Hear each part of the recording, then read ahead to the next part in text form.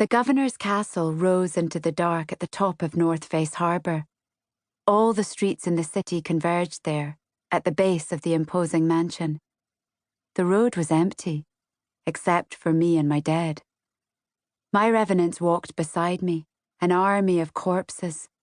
They bore wounds that I would have to heal with alchemy. Dead flesh could not knit back together on its own. Blood splattered their faces. The black blood was theirs. The red blood was from those who opposed us. None of it was Governor Adelaide's. Her blood was on my hands alone. I bowed my head. My teeth clenched as I strode down the cobblestone road. Grey was somewhere behind me, still at the castle. He had thought... I flinched, even though he wasn't there to see. He had thought that killing Adelaide would be the end, that stopping the plague would be enough. I reached blindly to my right, feeling for my sister, gripping her left wrist to make sure that she was still by my side. Her skin was cold and clammy, no life pulsing in her veins. None of this could end until she was whole and alive again. The road evened out, and I almost stumbled on the curb. I looked up, and there, past my sister, were the iron gates of the Eugen Alchemical Academy. I could see through the moonless night the dark outlines of the buildings I had lived among for a year. The library, where I had researched, the dormitory, where I had slept, the administration building. I had danced along the rooftop beneath the clock tower with Grey before everything had changed. I had worked in the basement with Master Ostrom. I had gone deep into the earth at the very foundation of that building and pulled from the shadows the severed, bony hand that formed the foundation of my iron crucible. I turned sharply toward the gates that protected the school. My revenants sensed my intentions, following me without needing any directions. The heavy gates were locked, just as they had been the first time I'd arrived at the academy. I want in, I thought, and every single one of my revenants heard my desire. My army of the undead had fought tirelessly for me tonight, helping me invade the governor's castle and destroy the necromancer who'd caused the plague that had killed my family and thousands more.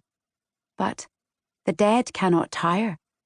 They worked as one, swarming and pushing against the iron bars. The gates were old, and the hinges rusted. With a groan and a clatter, the iron gates gave way, clattering to the brick walkway beneath them. I knew there were students at the academy, guards, teachers and staff, but none dared approach as I and my undead army strode down the gravel pathway that cut right through the centre of the school grounds. I wondered, though, if they watched from the darkened windows. I forced my shoulders down, my spine straight, my chin forward. Let them watch me. Let them fear me, if they must. I did not need their thanks for all I had done for them tonight. I had never had it before.